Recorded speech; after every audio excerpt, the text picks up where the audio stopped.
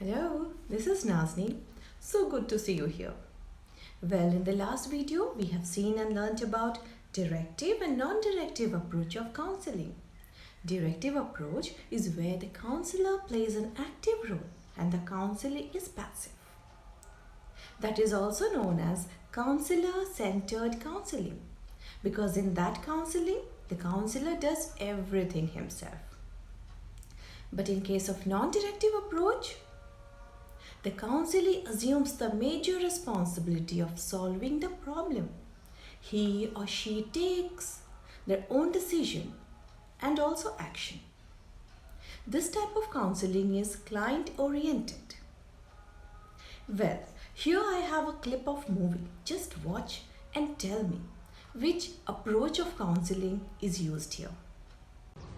मुझसे पूछिए। आप जैसा बनने के लिए कौन से कॉलेज में जाना पड़ता है?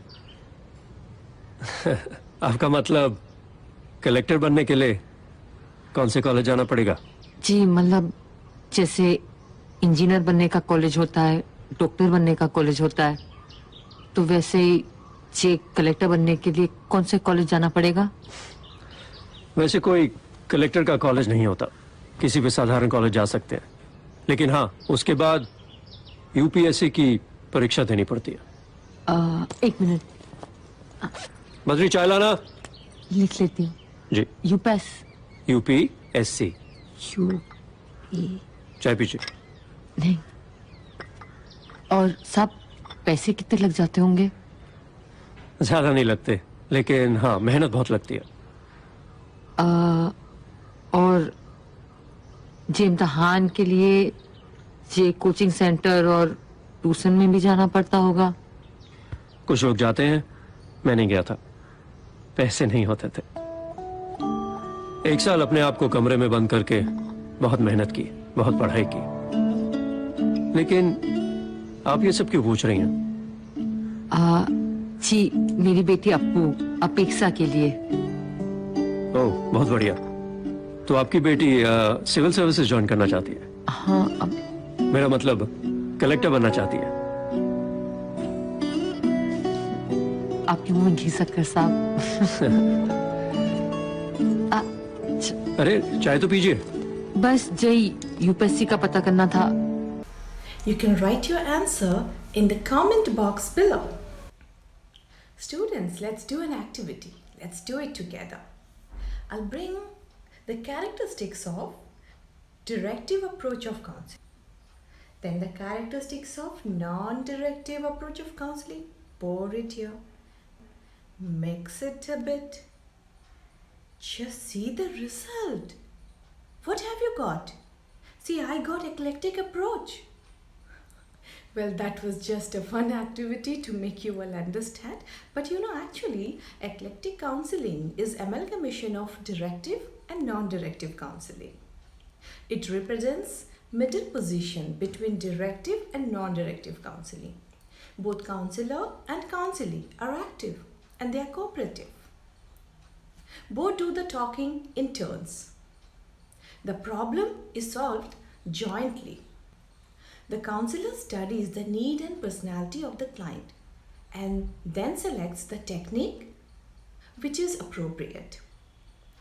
The counselor begins with directive but then switches over to non-directive or vice versa as demanded by the situation.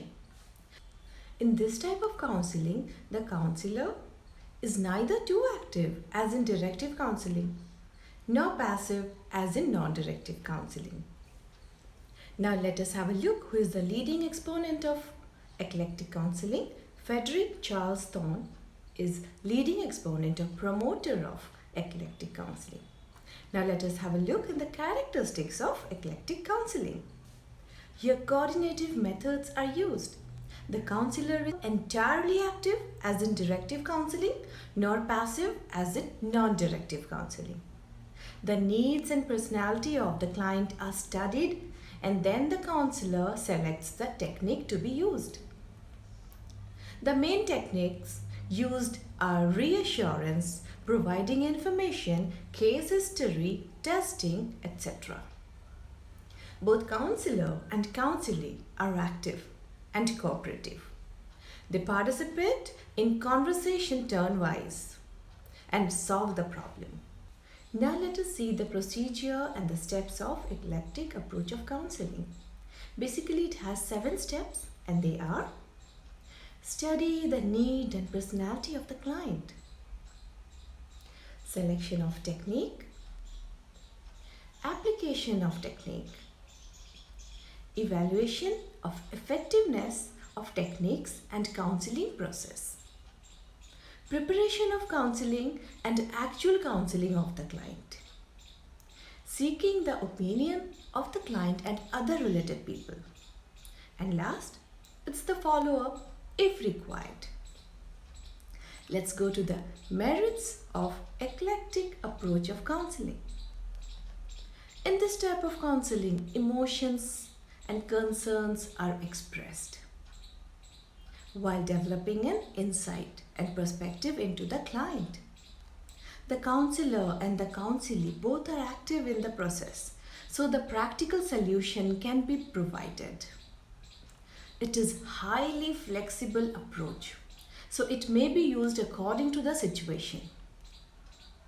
Eclectic counseling provides better insight into the client's weakness and also the strengths.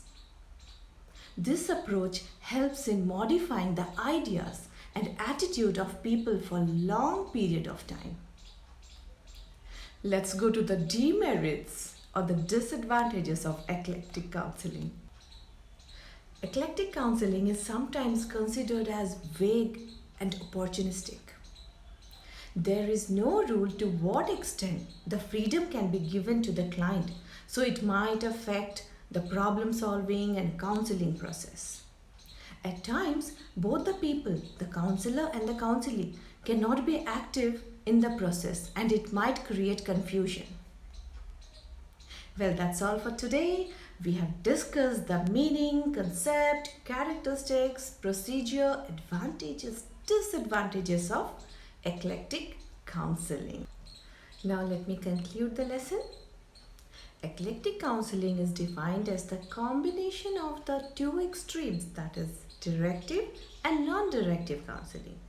In eclectic counseling, the counselor is neither too active as in directive counseling nor too passive as in the non-directive counseling. The counselor just follows the middle path between these two. This is basically an amalgamation of directive and non-directive counseling. I hope you enjoyed and learned the concept well. Thank you so much for watching the video. And before I go, I'd like to give you a small secret tip for a happy life. Do whatever makes your soul happy. Just do that. You know, happiness is always fashionable. Thank you.